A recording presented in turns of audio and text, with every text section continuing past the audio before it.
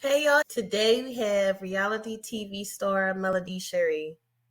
She has so many dope things going on. I can't wait to talk to her, introduce her to you guys. Here we go. Hi, Melody. Hey, what's up? How are Hi. I'm so excited to have you here, girl. I had all these questions ready for you, and then I checked on Instagram. I'm like, wait, a doctor? A doctorate? What are we doing here, girl? You just moving and shaking? Thank you. You know what? I am just so thankful, honestly, for everything that God is doing in my life. I'm thankful for just all the doors He's opening and the fact that He's given me strength to be able to run through those doors. I really do. I wake up thankful every single day and looking forward to what the future holds. I love to say I'm just getting started. Yeah. I love it. You're such an inspiration to so many women. How do you do it all? You going from business and real estate to TV to film, the fashion industry. You got your skincare line. Like, how are you making all this happen? You know what? I start my days very early, and usually my days are very long. I literally try to utilize every second in the day. I went through that phase where I would wake up the next day and be like, oh man, if I had stayed up one more hour, I could have got this done. Or if I had gotten up 1 hour earlier, I could have accomplished this. And I don't like that feeling. So what I do is I try to utilize literally every second of the day. I'm always working to get stuff done and I multitask a lot. Mm-hmm. So multitasking is huge for me. Usually my mind is multitasking and my body and hands are multitasking. And that's how I move and shake, honestly. Anything worth having, you know what I'm saying, is worth working hard for. Everybody would be doing it. True, that's true. So, how do you, amidst all of the things that you have going on with your businesses and personally, how do you fit self care in there? How do you fit time in for yourself? Oh, I make it fit. I look at everything that you have to do on a daily, just all of us as people. Mm-hmm. It would seem like there's no time for self-care. I feel like self-care is something you have to make time for. So for example, last night, literally, it's funny you're asking me that. I got a massage last night starting at 10:30 p.m. My massage therapist came here and started setting up at 10. I got on that table at 10:30 and I was there till 12:30. Now my children were already in the bed, sleep, because they went to bed by 9 o'clock. So I got them in the bed, took my shower, did my little straightening up I needed to do. And then I took time for me to make sure that I'm well and that I'm whole mentally, emotionally, and physically. Because if I'm not whole, I can't operate and do the things that God has called me to do. Yeah, you hear people say that all the time. If you're on an airplane, you have to put your mask on first to get your oxygen. You can't help anybody else if you don't help yourself first. That's right. And a lot of us women, we fall into that trap where we're like, go and we don't make the time. So I love that you do that. I wanted to talk about your clothing line, but you just made me think. And I was looking at your skincare website about how it was designed for the busy woman. You don't have time to do a 10-step Japanese skincare process. So you need to look good and have it done quickly. Was that like? And so like I'm wearing yellow right now because I'm big. I just had a lemon drop collection that just dropped. Yes. So it's yellow season for me right now, representing all things 7th Avenue. Lemon drop, baby. And so, for example, my facial scrub turns into a facial mask. So you can put that on in the morning or at night, then let it sit there for 10-15 minutes before, taking it off. And while it's sitting on your face, doing what needs to be done, pulling out those impurities, freshening up your skin, exfoliating, you can be picking out your work outfit for tomorrow. You can be folding clothes. You know what I'm saying? That goes back to also the multitasking piece. Yeah. So when you came up with the idea for the skincare line, was it because you found yourself, in the bathroom, trying to, because you have beautiful skin, by the way, finding yourself like, I'm doing all these different steps. I have all these different products and it was taking time away from, you being productive in other areas? No, so actually my skincare line I started on in 2018 and it came from the fact that I suffer from a skin condition called pityriasis rosacea.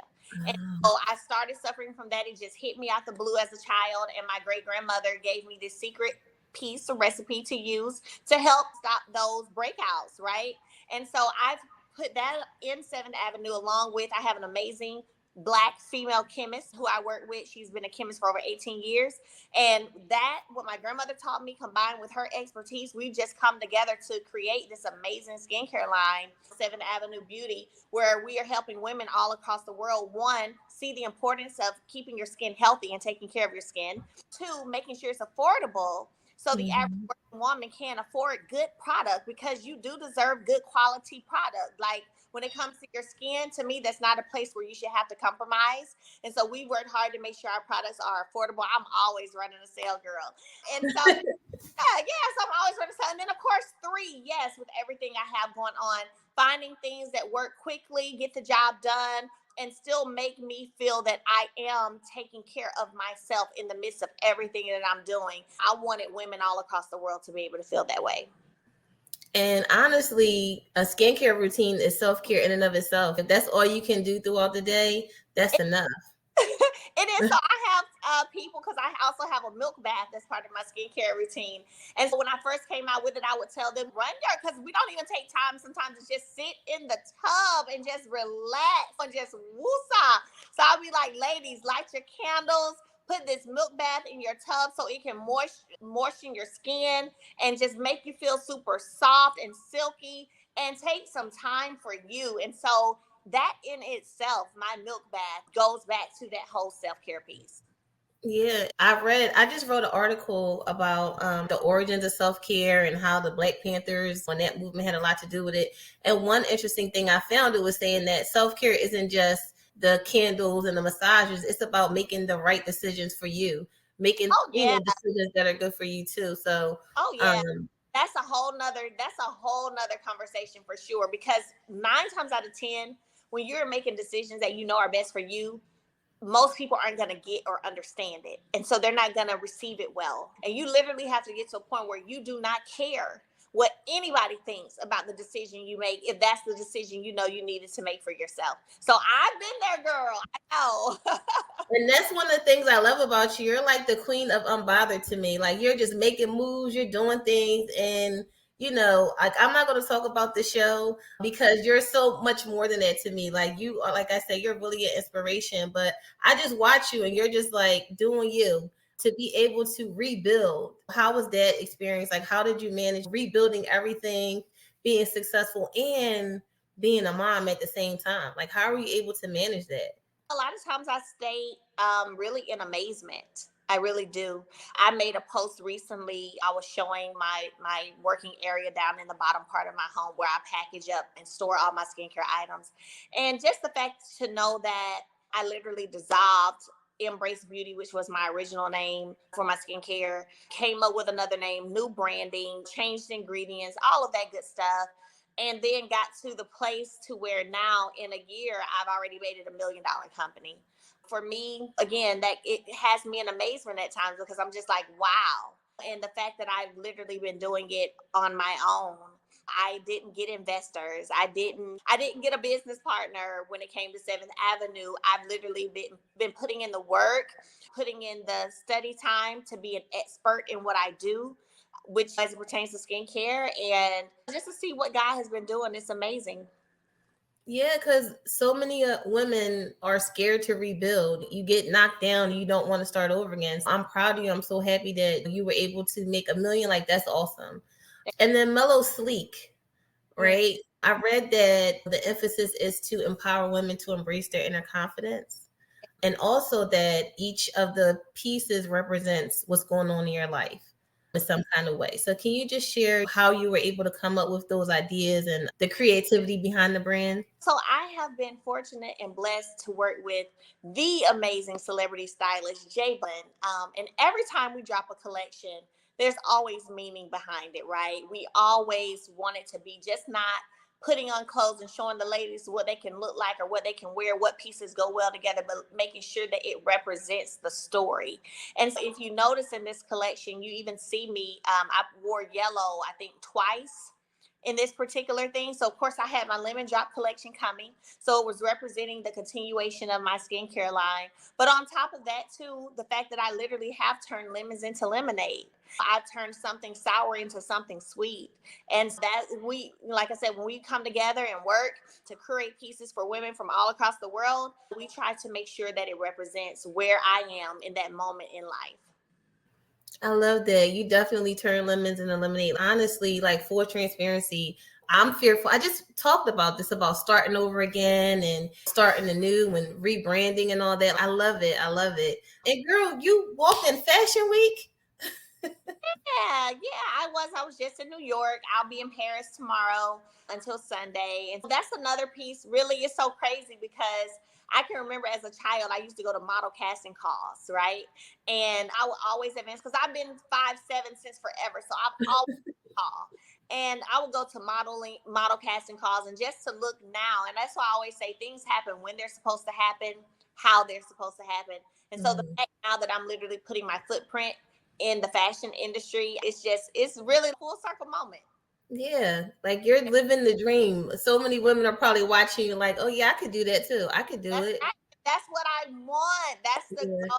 Like that's the goal. I want people to be inspired when they wake up and they see me posting. And that's why I post like I do, because I want people watching it. It's not about a flex for me. It's about inspiration. I want you to see and be like, you know what? We saw Mel go through all of this on camera, off camera, you know what I'm saying? By way of the YouTube streets. Yeah. So much come her way, but my God, if she can stand and wake up and smile and be genuinely happy and keep doing her thing, then so can I. That is what I hope women pull from following me and seeing what I've got going on in my life. It's literally like you're just doing everything you've ever dreamed of. I still bump your music in the car, to fashion, to skincare. Like you're just doing it all. You're like, I think, what did you say? The Renaissance woman, is that what it was? Yeah. Yeah, I love that.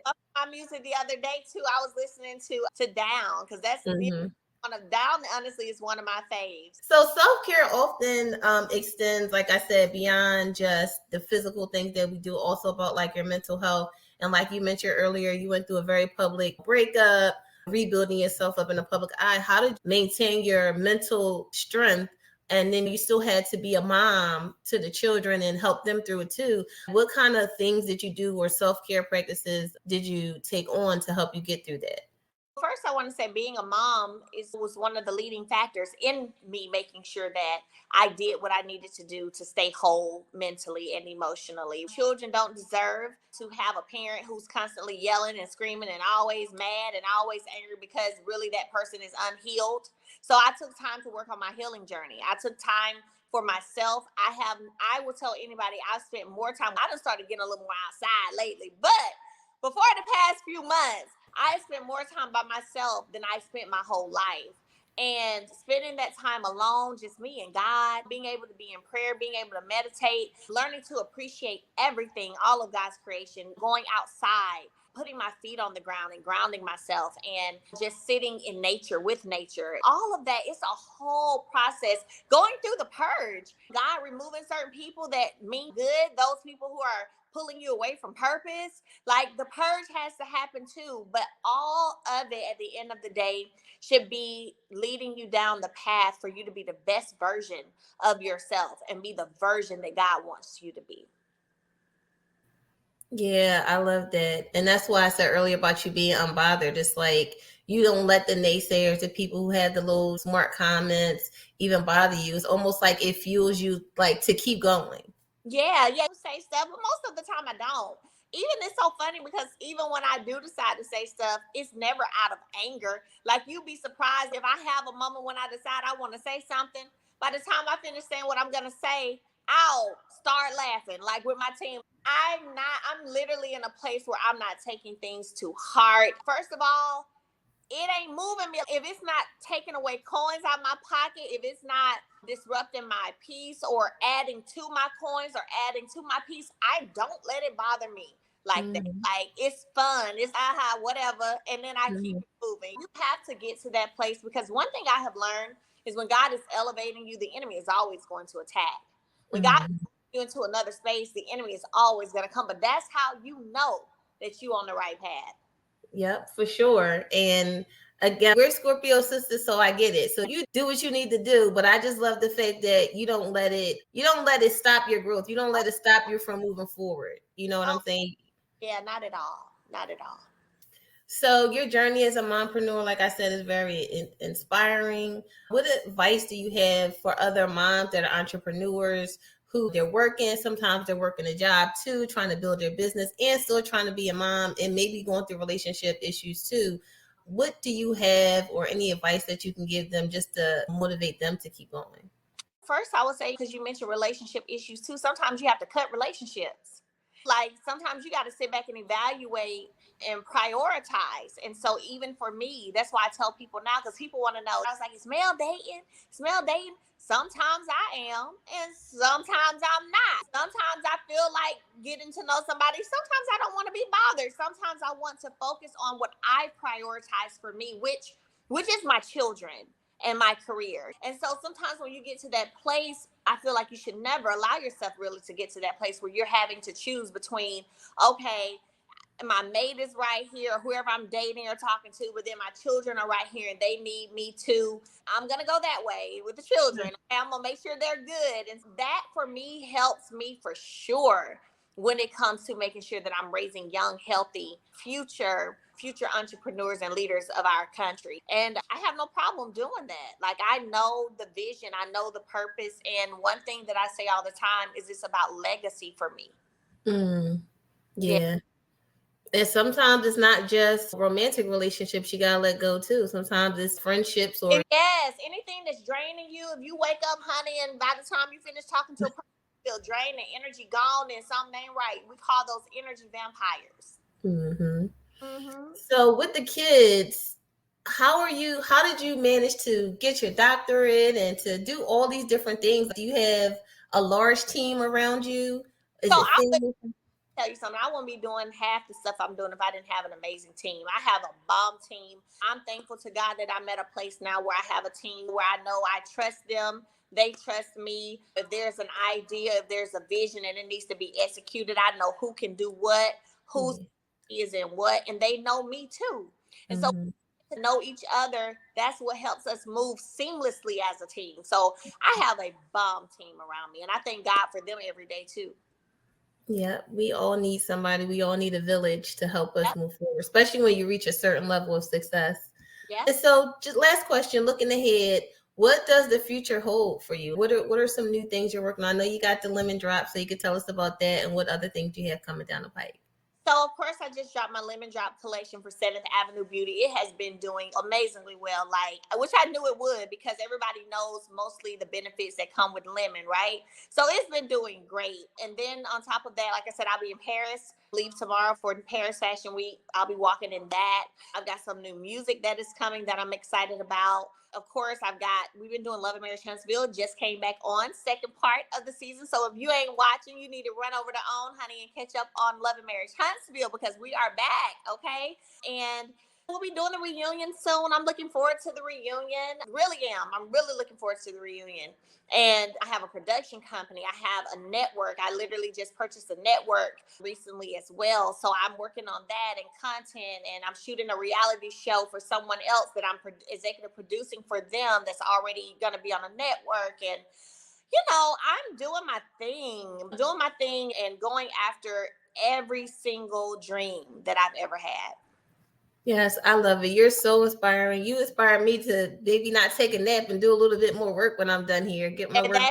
Listen, girl. Let me tell you, absolutely. And then I also teach. I have with Melody. I've created over 1,000 entrepreneurs in the past 3 years. So I teach that on Monday nights. And I have one-on-ones with them weekly. It's a lot, but God has given me the strength, and I love what I do. And that's you gotta love what you do. Thank you so much for spending this time with us today. I'm so excited for the new music, so I can bump in the car. I'm so excited to see what you have going on, and I might have to jump into this masterclass See what you got going on. Masterclasswithmelody.com. So if you're not following me, follow me, Melody, and I have a link in my bio to the skincare, to my courses. So I love to have you. Oh, thank you so much. Good luck in Paris. You have a great rest of your day. Yes, thank you